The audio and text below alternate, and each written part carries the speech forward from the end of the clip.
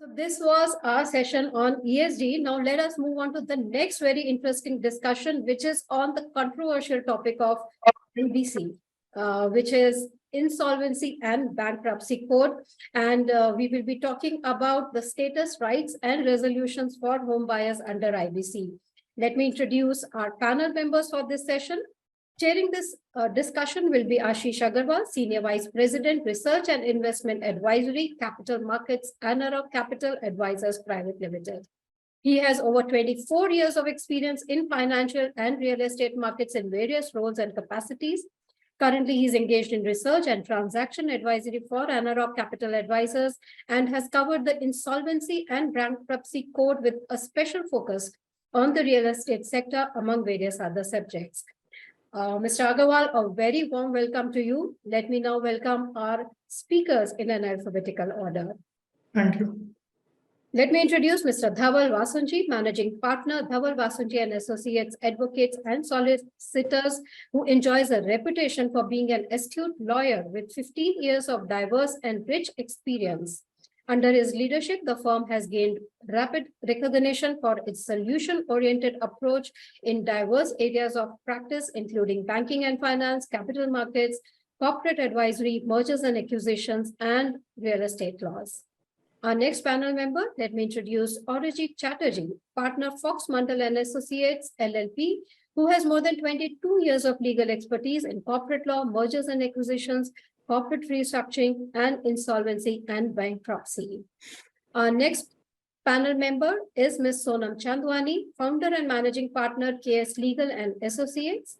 She heads the firm's corporate litigation practice and specializes in commercial structures, commercial litigation, mergers and acquisitions, with an emphasis on large-scale and complex commercial litigation. She advises on insolvency matters and her expertise covers all forms of dispute resolution, arbitration, and mediation. Our next panel member is Mr. Saurav Panda, partner Shardul, Amarchand, Mangaldas and Company. He specializes in insolvency and bankruptcy, debt restructuring, structured finance, corporate lending, securitizations, and strategic advisory on lender enforcement actions. He has extensive experience in representing banks and financial institutions, strategic and financial investors in insolvency resolution processes.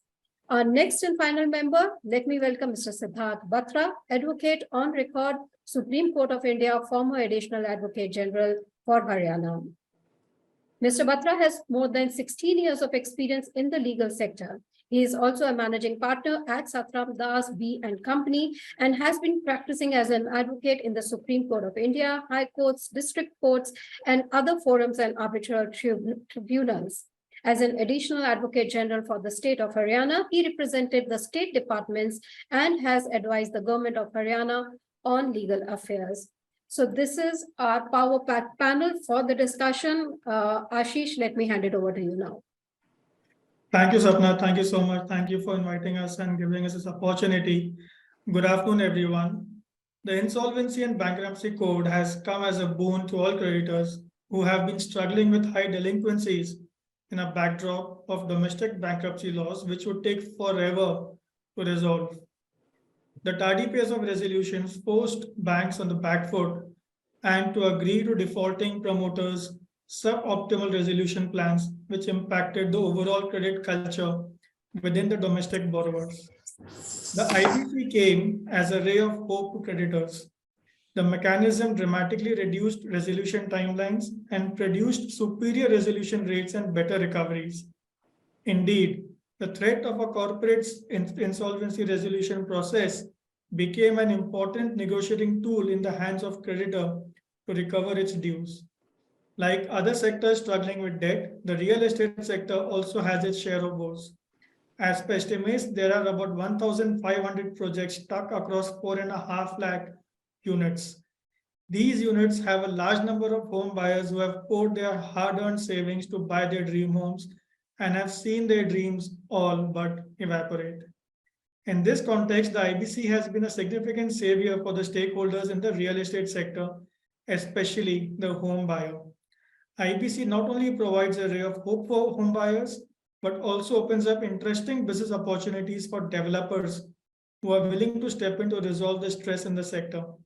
Today, at the first edition of Realty Plus Real Estate Legal Conclave 2023, we have with us an eminent panel of speakers who would be guiding us all on the status, rights, and resolution for home buyers under IBC. So we will split this discussion into two rounds. In the first round, we will examine the topic from a home buyer's perspective. And then in the second round, we will discuss the issue from a PRA's perspective with a special focus on managing home buyers' concerns. So let me start with Siddharth. Siddharth, is it fair to say that for the first time, home buyers have hope emerging from a resolution process? So what has truly changed for the home buyer? A very good afternoon to all. I think first, I'm pleased to be on such a panel. Thank you to Exchange for Media as well. Thank you, Sapna, for inviting me. Very interesting topic for today. And I think this will involve a lot of people, a lot of home buyers across the country who may be facing problems with the developer, which they book their apartment, flats, or whatever. Yes, things have completely changed. You're absolutely right. In fact, the whole jurisprudence, the whole paradigm has changed. The IBC code came in 2016. In 2016, IBC did not recognize allottees or a real estate project. It was for the first time in 2018, an amendment was brought in Section 5, wherein an allottee and a real estate project were in fact added as a financial debt, whatever money which is being paid to a developer by an allottee.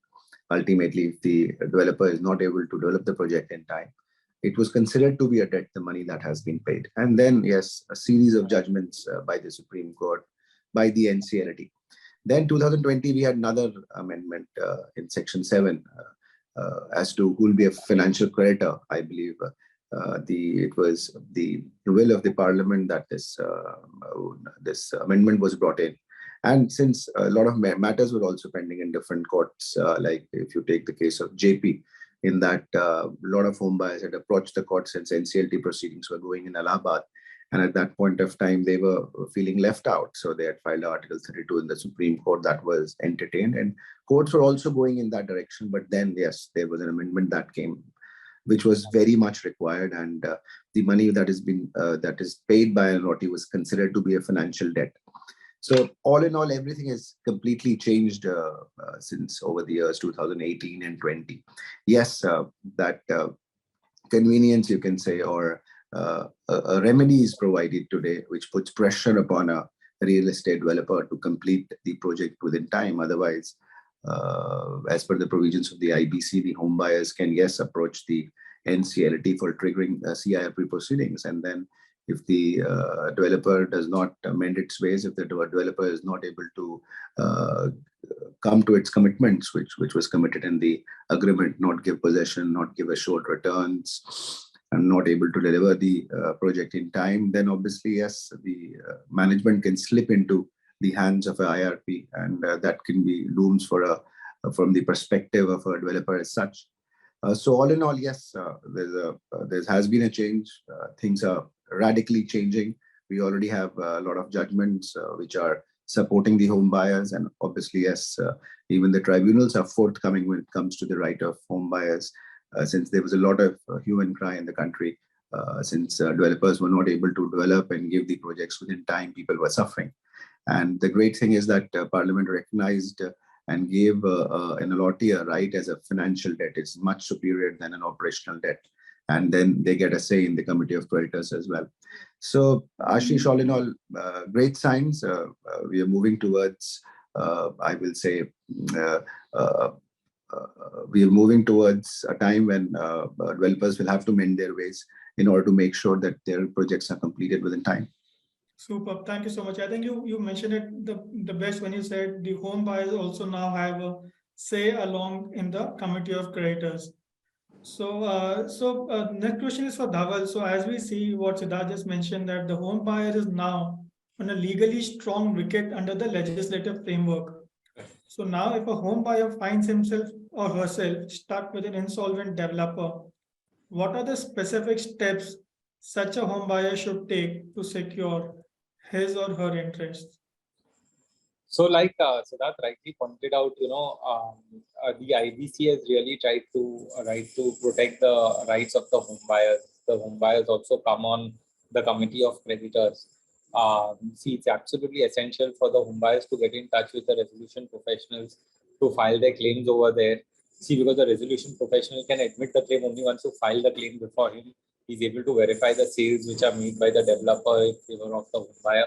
So you have to provide him whatever information is required for the purposes of enabling him to first bring you on the committee of creditors. Now the home buyers together represent a class of creditors, so they don't each of them have the right to go and sit on the committee, because there will be just too many people on the committee of creditors for people to manage. So they will be represented by a resolution professional or person qualified as a resolution professional, as to represent these home buyers in turn on the committee of creditors. So the home buyers must get together, select a person with who they have comfort, because it's this person who will be attending the meetings at the committee of creditors. It is this person who will be communicating to them. This person will go and vote on their behalf. So being able to correctly communicate what you want out of the resolution process, and for him to be able to explain to the RP what is required, and for him to effectively communicate back to the home buyers that, look, this is possible, this is it. Look, you're dealing with an insolvent at the end of the day. Your counterparty is insolvent, right? So if the home buyers say, look, we want the world and we want the Taj Mahal to be built, it may be difficult.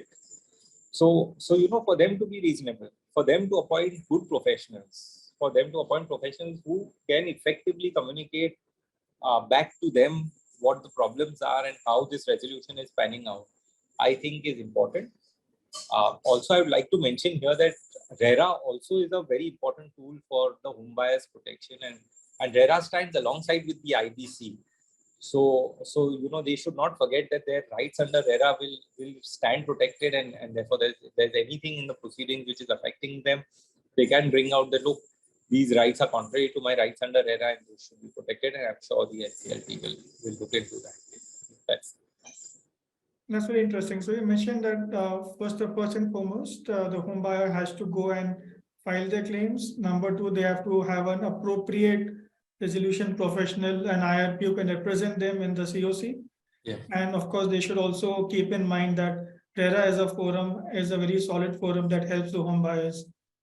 Yeah. Absolutely. Great. Thank you so much. The next question is for Saurav. Saurav, you worked very closely with financial institutions. So do you feel that the setup favors the home buyers to an extent where there is little incentive for financial creditors to consider resorting to a CIRP, which in effect ends up affecting the home buyer's interest as well?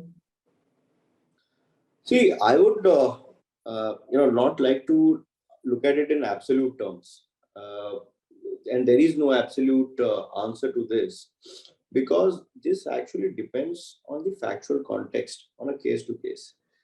Ultimately, and this is true for all IBC cases, the interests of different creditors may have variance, right?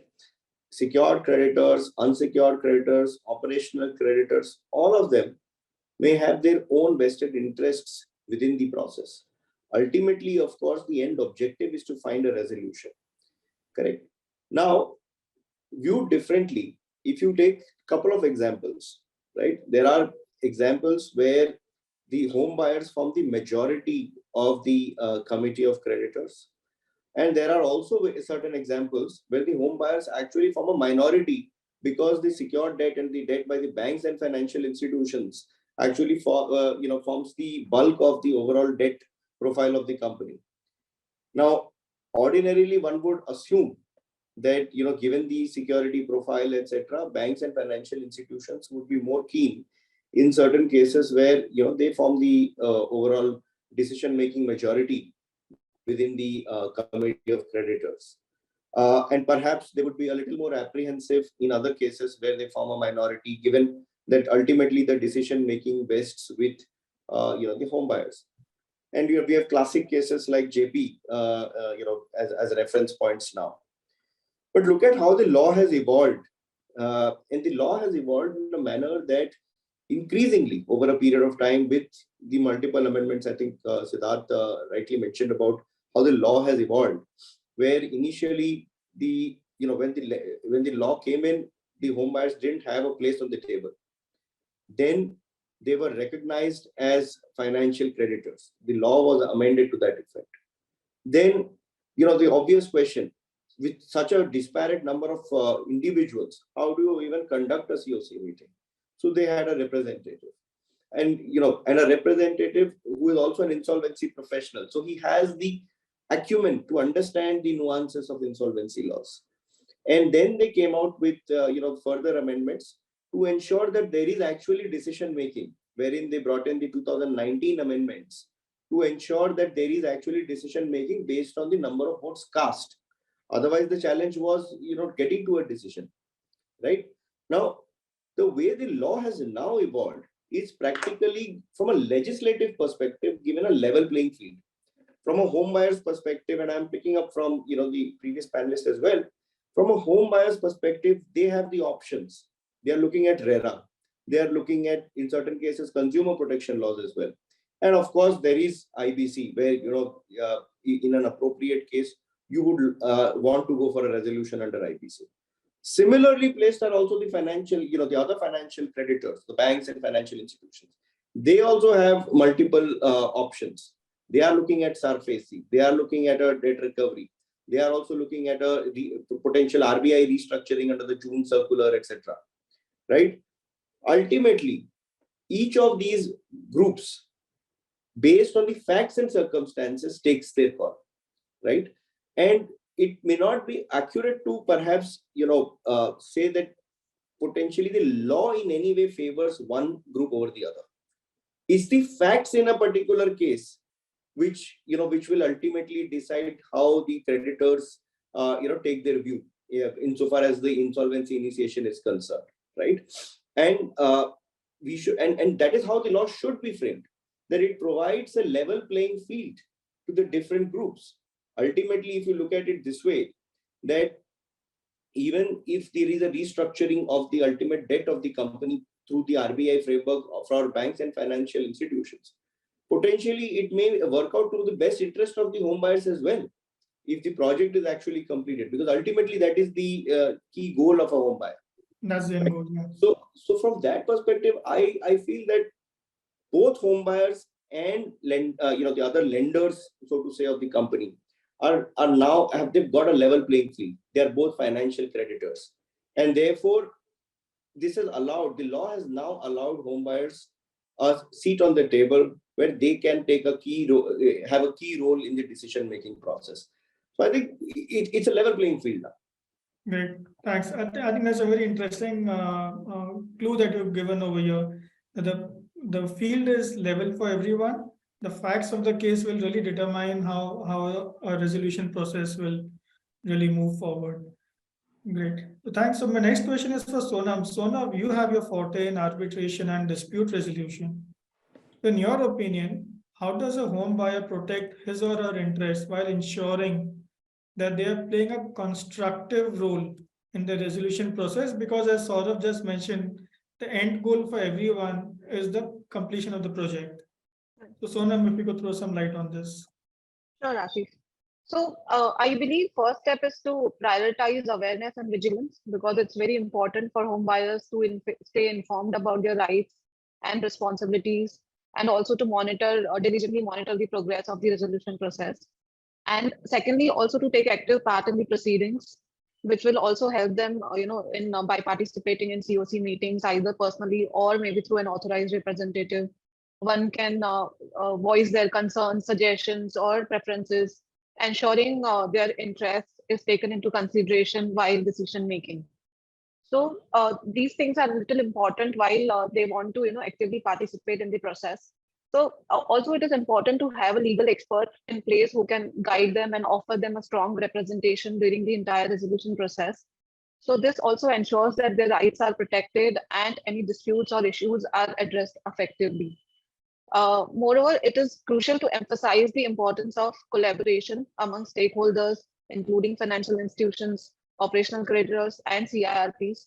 So I think by joining forces, we can establish a consensus on the resolution plan, which will result in a seamless and more effective process that benefits everyone involved. So I think there have been various cases which demonstrate the power of collaboration among stakeholders. There has been various cases wherein the resolution was successfully arrived at. There's JP, there's Unitech. So I think government is also playing an important role now in all these cases, which is also helping the home buyers ultimately. Further, supporting a viable resolution plan is also crucial. While we all understand that, as Dhaval highlighted, that they cannot expect that there'll be no compromises. Some compromises may be necessary. The focus should be on a long-term sustainability and protecting one's interest. Also, everyone needs to be prepared for potential risk and uncertainties by having contingency plans in place. So there's a possibility of disagreements. So it is also important to consider mediation, negotiations to resolve the issues amicably. And it is also important to simultaneously engage with the developers and other stakeholders to explore pre-insolvency resolution mechanisms, which is out-of-court settlements, debt restructuring, or maybe one-time settlement options. This will, help in expediting the project completion, which is the ultimate objective, but will also foster a constructive atmosphere during the resolution process.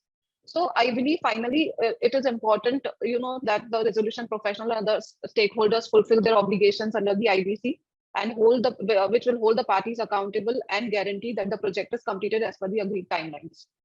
So to conclude this, by adopting these measures, I think home buyers can effectively protect their interests while playing a constructive role in the entire resolution process. Thank you, Sonam. That's a very interesting thing that you mentioned, that the home buyer should continue the parallel conversation to have the project resurrected and revitalized while also pursuing the CIRP at the same time. Interesting. So, Orijit, given that the buyers have a significance in the resolution process now, what are the key pieces of advice that you would offer to an affected home buyer? Yeah, thank you, Aashiesh. And Sapna, thank you for inviting me. Before I venture into the advice part, because the buyers here are diverse in nature, as everyone understands, it's important to understand who actually falls within the category of a home buyer. So the IBC at this point of time is linked to the RERA. An LOT under RERA who has booked an apartment, a house, or a plot of land for development is basically an LOT. There has been judicial activism since 2017 after the IBC came in 2016, because initially, home buyers did not fit into any category of stakeholders. They were completely outside. They were in fact in the category of other creditors.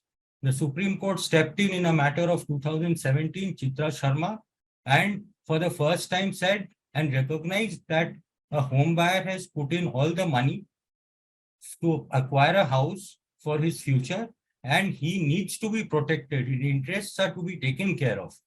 So the first step that the Supreme Court took as an indicator here was appoint the advocate and record a senior counsel on the COC to take care of the interests of the home buyers. The legislature takes a cue from what Supreme Court first started in Chitra Sharma. And we then have the amendments coming in, gradually making the buyers, the home buyers here as financial creditors. Thereafter, once that happened, again, Supreme Court indicated and the working of the COC indicated that there were too many home buyers. So then another amendment came where there was a certain qualification which came in that you have to be 100 in number in a single project or 10%. So we are, I believe, still evolving the rights and the way a home buyer can protect himself vis-a-vis the IBC. Now, in a nutshell, see, this is the background. Now, when a home buyer comes, we have to look at what is the requirement of this home buyer. There may be a home buyer who is thoroughly frustrated and wants his money back. There may be another kind of home buyer who may come and say that I really want my apartment. I need that. I'm living on rent for so many years. There may be a third kind who wants to realize his money. It's just an investment. So the advice, there cannot be a uniform advice for these three categories. So if somebody comes in who says, I need my house, I'll probably think now, is it a curative remedy he's looking at, or is it a breach he's complaining of, both at statutory level, RERA level, or his agreement level?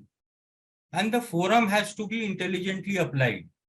It could be the RERA authority. For a curative remedy, I would suggest you go to consumer forum. And in fact, after all this, if we say lose all faith in the management, the promoter is disinterested, he's actually insolvent, the project has no way it can move, then maybe I will suggest a home buyer that you can consider looking at IBC. Primarily, see, this is how I see an advice is to be given to a home buyer. He has to be dealt with some sentiment from the part of the professionals. His needs have to be understood.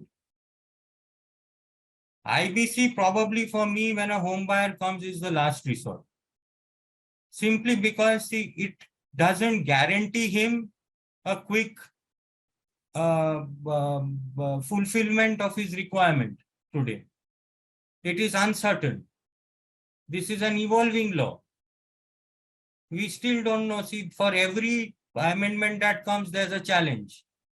It has been repeatedly argued, inequality among equals and vice versa. So these kind of arguments are very it's very uncertain.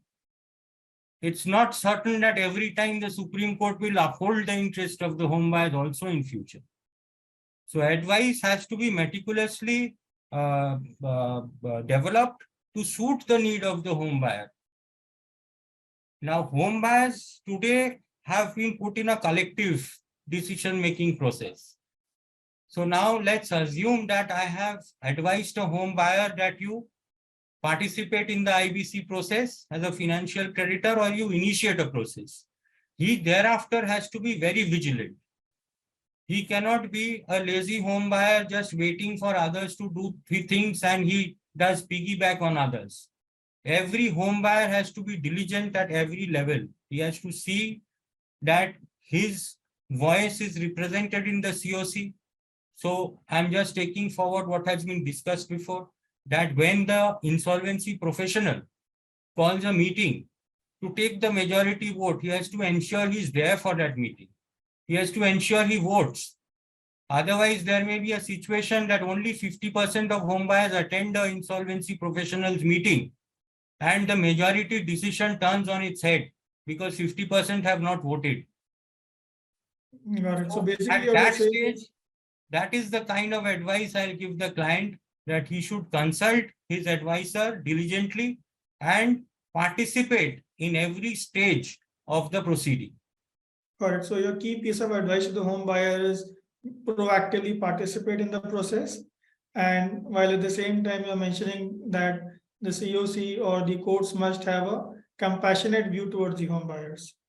That thus far, I think the courts and at least the courts have had. Sure, got it. Thanks. That's wonderful. So now let's turn the table a little to look at the issue from the perspective of the most important stakeholder in the resolution process, without whom there can be no resolution at all, which is the prospective resolution applicant. So on this, I'd like to start with Saurav. Saurav, you've been part of several insolvency and restructuring matters. How has the experience been for RAs, and is it different for real estate? And if yes, what are the key reasons for deviance? Yeah, thanks. See, the IBC provides a unique opportunity for resolution applicants to typically, buy out a company in distress. Ordinarily, in any IBC case, you will have some kind of haircut being taken by creditors, and ultimately, these being dealt with as claims in the IBC, and which is considered as a dischargeable debt to discharge and extinguish the balance of whatever is not being cleared out. and you effectively start, as Supreme Court use the terminology, on a clean slate basis, on a fresh slate basis, right? That's the ultimate goal. And from a resolution applicant's perspective, it's a great opportunity where where you identify, you carry out a diligence based on information memorandum and submit a resolution plan, acquire a company, all the past dues, debts, etc., everything stands extinguished, and you start on a clean slate basis. Now that's in theory, right? Of course, that's the objective. And of course, the ultimate objective as envisaged in the IBC preamble is also a time-bound resolution with maximization of value of assets. But even in case of a normal resolution applicant, and I'm not right now talking about the sector-specific real estate resolution applicants. In the recent past, there have been challenges around the delays. There have been challenges around litigations. And, to keep it short, there is also the category of lack of approvals. Now, I'll take a minute just to first, highlight these 3 points. The delay is usually on account of 2 reasons. One, the creditors themselves are unable to find the correct resolution plan, to their satisfaction. 2, some or the other litigation comes in, and that delays the entire process. Perhaps there may be a stay, perhaps there could be some critical litigation which affects the ultimate outcome of resolution and has a bearing on a resolution plan. And the third reason is the general institutional challenges that we have, where the NCLTs and NCLATs are so burdened with cases and with limited strength, that we are not able to see the kind of speed that the law envisaged. Because if you look at it, the law envisages that every resolution process must conclude within 330 days. However, rarely do we see cases which are actually concluding within that kind of time span. And it's not any particular stakeholder's fault, but it's a collective. As a collective, we are certainly facing these challenges. But who is the guy who is bearing the brunt of this at the end of the tunnel?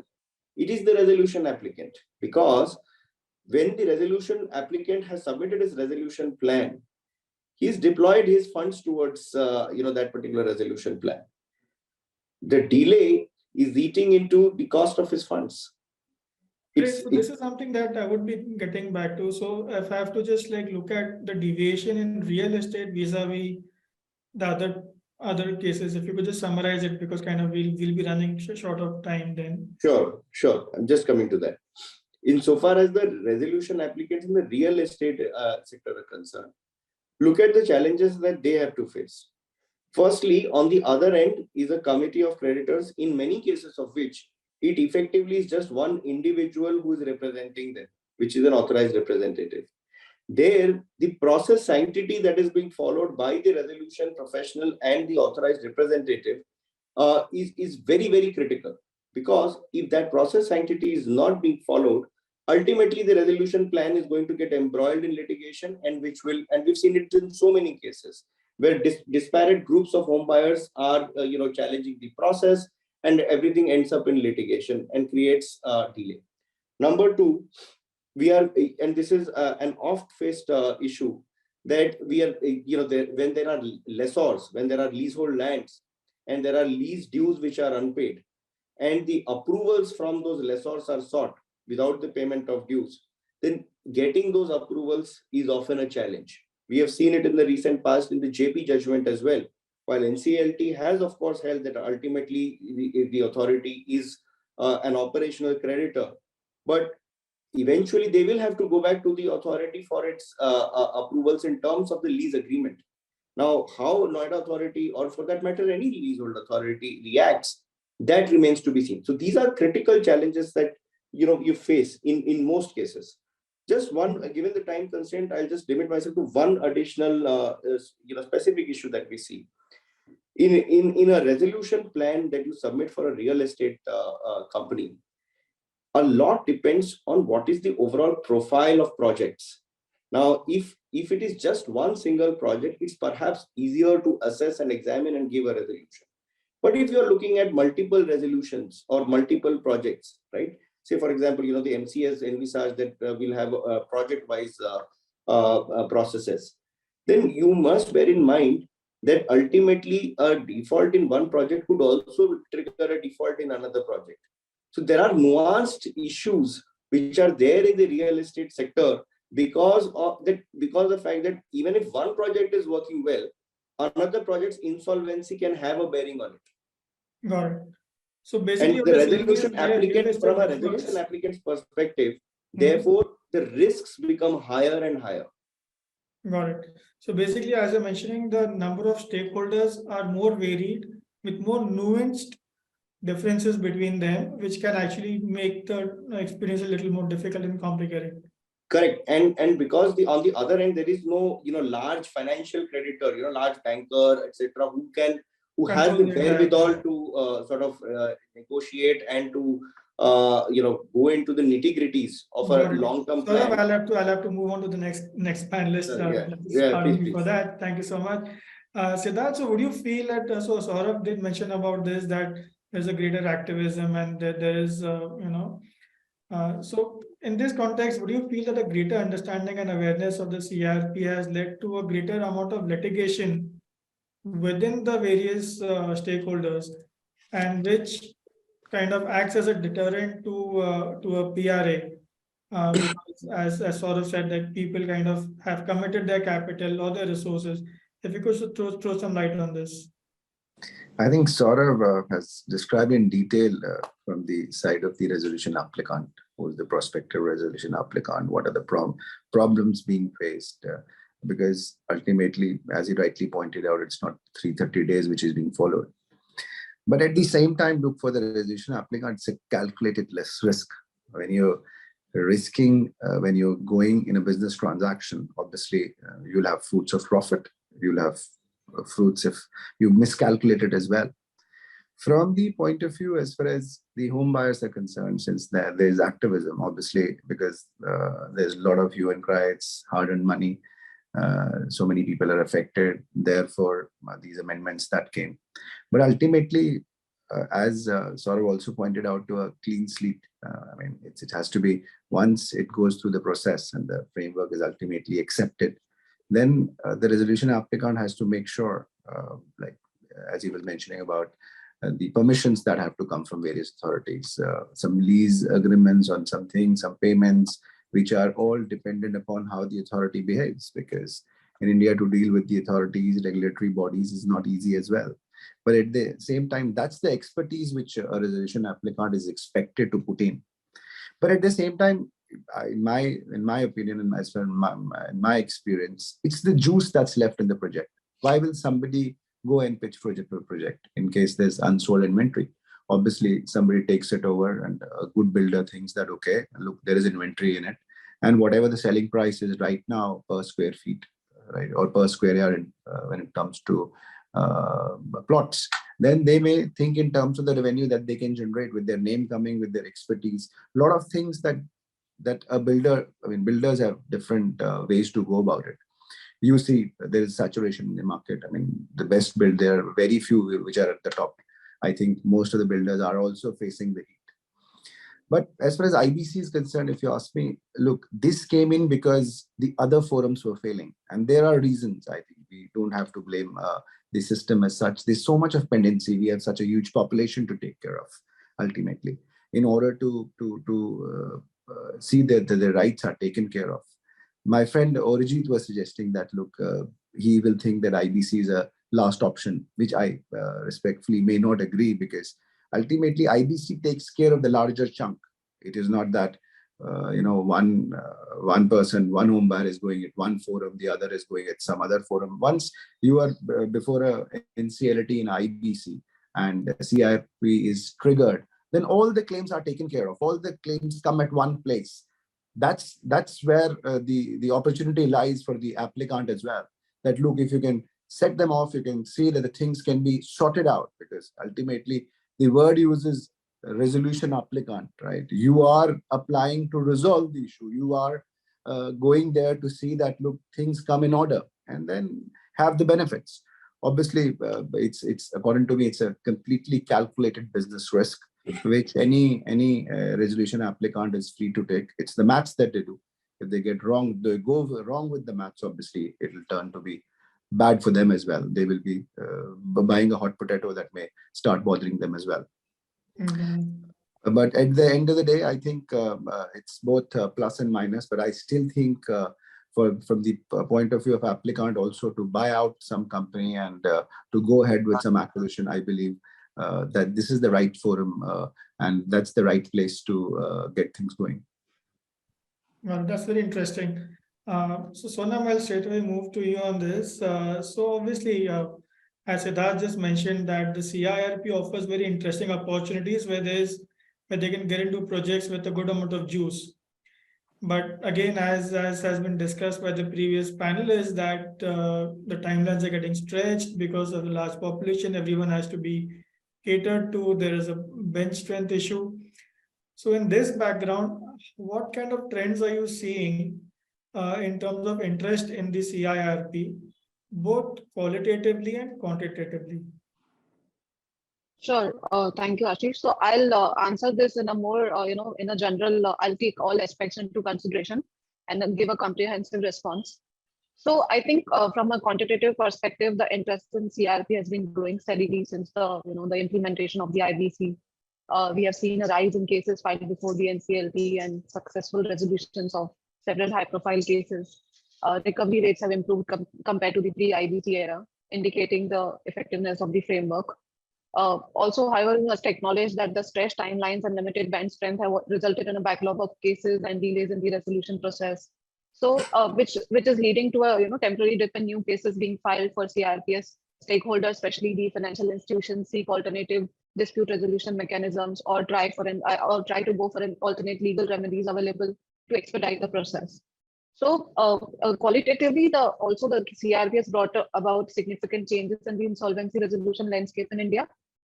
We have seen enhanced stakeholder involvement, such as home buyers, operational creditors, employees, resulting in more collaborative decision making.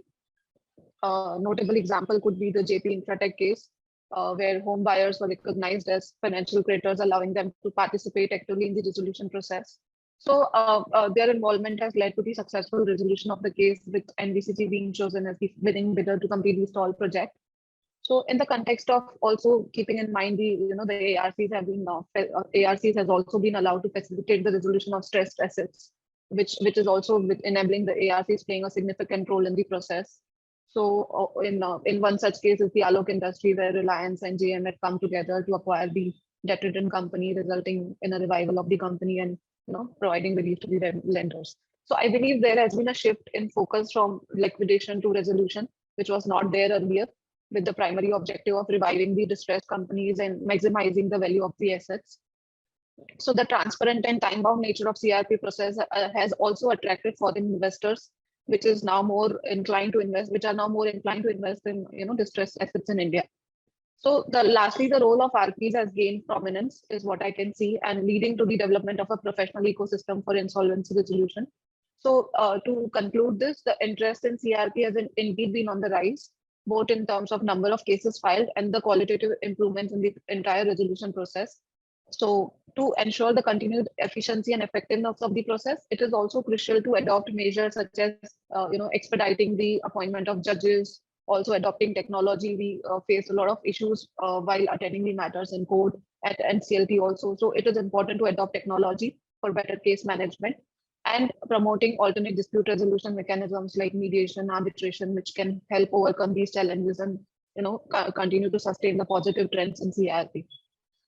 Well, that's very interesting. So basically, in your observation, both qualitatively and quantitatively, the interest in CIRP has increased, though there is a slight dip, as you mentioned, in the number of cases given the backlog of cases, and that people are also evaluating alternate dispute resolution mechanisms. Great. So, Orijit, so prospective RAs do need to budget the resources for the acquisition. they need to plan their growth. So given that the timelines are getting stretched and the timelines are itself uncertain, so how should the PRAs consider and mitigate the uncertainty involving the judicial process in their acquisition and overall business plan? And given that home buyers also linked with that, so how do home buyers plan around this uncertainty? Orijit, you're on mute, so if you could unmute yourself. Yeah, so I'll deal this separately. For the RSC, very rightly said, it's a calculated risk, the amount of juice that's still left and the fruits you can reap. And what would be the time to reap such fruits? So taking this into account, we immediately think of a due diligence from the part of the RAs. So initially you get a data room, which the RP provides during CIRP. You have to go slightly beyond the data room, do an independent due diligence and a thorough one at that. As part of that thorough due diligence, when you do that, you will understand who's the promoter, what has been his conduct for the last few months when the company was in CIRP, whether he's cooperating, whether he's putting obstacles to the or spokes in the wheel to the resolution. How many employees are there? Is the company still a going concern? Or how much of the employee dues are there? Today we see a Jet Airways judgment which probably was not calculated initially when the RA for Jet Airways came in, where the entire Provident Fund gratuity dues have to be paid outside the plan. And that has been upheld by the Supreme Court. So these, it's a very detailed discussion I can get into, but I don't want to do that. I'll simply say a very detailed due diligence is required to first assess the risks. Everyone knows this is you're taking a risk, but the advantage is that this is a distressed sale. You may just end up getting a gold mine out of a very nominal investment at the end of the day. So that's the risk you take, and you should know the business well. In fact, it's the RP's responsibility also to check the viability of a plan and give it to an investor who can take the corporate data forward. So that's the way forward for the RA and in the plan approval process for the RP. As for the home buyer, see, the home buyer should, in my view, always take an effort to get his house. That he can do even before the resolution plan comes. There have been recent judgments of the NCLAT where stress has been put on how to complete a home. There have been instances even where funds have been put in by the promoter and they have been allowed to complete the homes in certain circumstances by giving interim finance. So going forward, I think the stress for home buyers should be to get their houses completed and take possession if that is possible. Got it. In a case which that is not possible, they depend on the resolution plan. Sure. That's wonderful. So quickly, Dhaval, so we are kind of really running short on time. So what would be the critical success factors to a resolution plan in real estate, especially considering the unique position of home buyers? Right. So I'll make it very brief. There are only 8 points which you need to keep in mind. You need to ensure that there is a 66% majority, which is absolutely essential for your resolution plan. So in the negotiations, you have to satisfy the 66% home buyers or not. Without that, that's not going to happen. The second thing is that you cannot be unfair to the home buyers. A lot of resolution plans just now require them to pay a lot of money for the purpose of taking the resolution plan ahead. So, you know, they are required to pay at times 5,000, 10,000 rupees a square foot, which is much more than the value of the property. But again, you know, it may be a lot of money. If you went to count, it could be about 40 lakhs, 50 lakhs a crore. So you need to be, you need to be reasonable on what you are asking them to put in order to take it forward. You can't just go with a 66% because otherwise there could be litigation on that. Then the resolution plan has to be in compliance with law. Now that's the law. Your resolution plan cannot be violative of law. So you can't just violate rights under the contracts which have been executed under RERA, which these home buyers have. That may not make your resolution. You might be stuck in litigation if you did that. Then your resolution plan, like I said above, should ensure effective delivery of homes. You know, in a real estate project, finally, if there's no home delivery, that's not a plan that you're really giving. The NCLT cannot rule on matters relating to title to land. So if you are in a real estate company, you need to understand what the title is and whether you will be able to construct on the title and then take the RERA responsibility of giving it on. So that's something that you need to understand before you propose the plan. Because the NCLT won't let you withdraw it if subsequently you realize that there's no title or you aren't going to be able to deliver the homes based on the title as it stands. Your delivery and payment timelines, your payment to institutions and delivery to the home buyers has to be it has to be reasonable. So what we've understood is all institutions do a present valuation of all your cash flows over a period of 2 years. So if you present a resolution plan which has delivery and payments over 10 years, I mean, they're likely to get rejected. Your authorities like the SRA, the MADA, etc., have to be satisfied. I mean, they aren't bound by the resolution plan always. So you need to comply with whatever they have to say. And finally, you need to show funds. You need to show financial flows. So in your resolution plan, if you are not able to show how you will take this forward, and people are not able to see that they will see the end of the project, your resolution plan probably will be rejected. So I will keep these basic principles. I think you should do. Thanks. That's very crisp and very well put.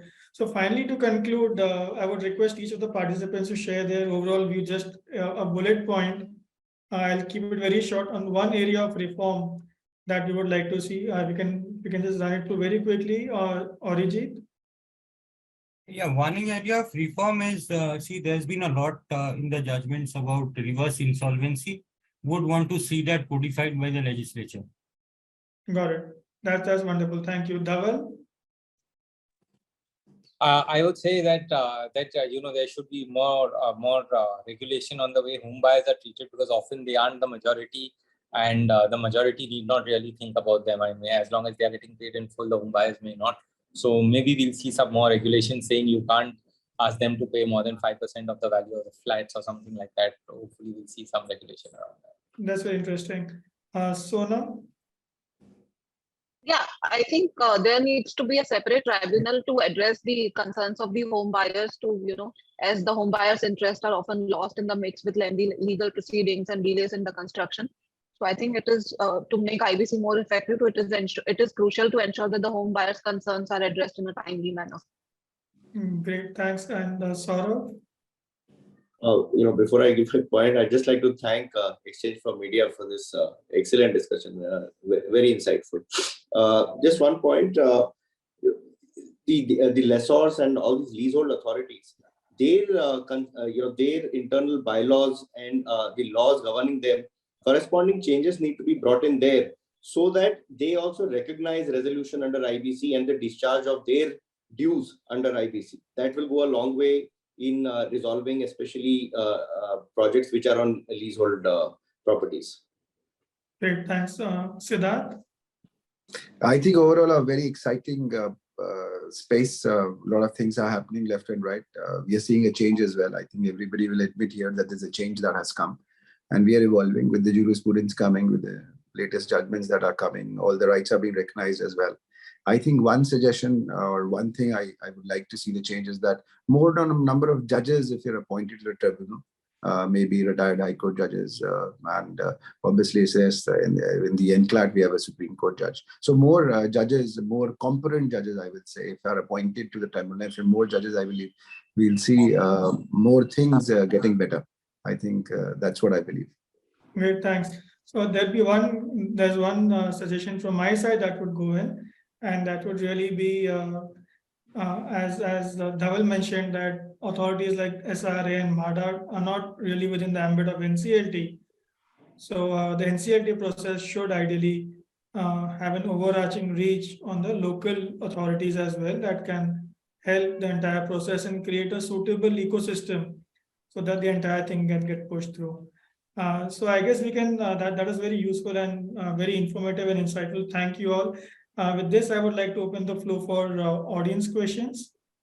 Sapna, do we have any? Do we have questions?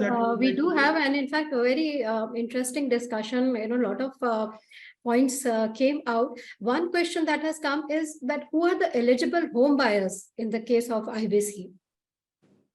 Yes, Dhaval, would you like to take that up? Yes, sure. So, anybody who's a home buyer under RERA, you have an allotment letter, you have a RERA agreement, you are an eligible buyer under home buyer under IBC. I mean, they've just said anybody under RERA. So, it's all of you. So I you don't need to have that- some kind of a builder buy agreement should be there, some formal Yes. agreement has Yeah, to so be. you can't be an investor. So, you have those investor agreements saying I'm buying 10,000 square foot in this without reference to which floor, what you might not get. But otherwise, it's everybody who has a builder buy agreement, allotment letters, Okay. all. Just to add to what Dhaval was saying, it's actually defined in the RERA Act. So the definition of allotee is there, and it's a very wide definition. So he's right. All will be covered that way. So if someone has any doubts on that, they can refer to the RERA, site. What The definition can be read from there, is what the Okay. Act says. IBC says definition has to be read from there. Okay, fantastic. So that's one piece of information for our audience. Now, like Sonam was also mentioning about, having some kind of a separate tribunal to fasten the process. And we have seen IBC has not that much of a success rate. So one question is, can there be some kind of a pre-insolvency measures that can be introduced to, make more effective resolution at an early stage? Aashiesh, who should take the question? So I guess Saurav, since we're speaking of pre-insolvency stage, I think Saurav should be. So in fact, there is already a proposal to by the MCA to have pre-packs for all IBC cases, which will effectively give an opportunity to have a resolution instead of a detailed insolvency resolution process. Equally applies for real estate cases as well. The idea is to have a quick resolution blessed through the NCLT process. Hopefully that will sort of mitigate those challenges of tardy processes and litigations. Okay. Sapna, pre-pack is going to delay things more, if you ask me. There's already Okay. that 330s are not even followed. We have a 14-day notice, and so I think pre-pack to me is no option. It's like proceedings anyways take a lot of time, so anybody has a second opinion can always take the chance. Okay, so fantastic. So I think our audience have got their questions answered. Although we have so many other questions, but we've not been able to take them. But we'll definitely take them offline and probably do a complete big story on this. How IBC can be made more effective. We already heard few, like Aashiesh mentioned, what can be done to make it more effective. So thank you so much to all our speakers for sharing your views and perspectives today, and giving so much information to our audience. Thanks, Aashiesh, for that wonderful moderation. Thanks, Mr. Thank you, Saurav, Sapna. Thank you Mr. for having us Batra, over. Thank you. Orijit, Mr. Dhaval, Vussonji, Thank you. and Sonam for being here with us today and being part of this session. Thank you so much. Thank you. It was a pleasure. Thank you. It was a pleasure. Thank you.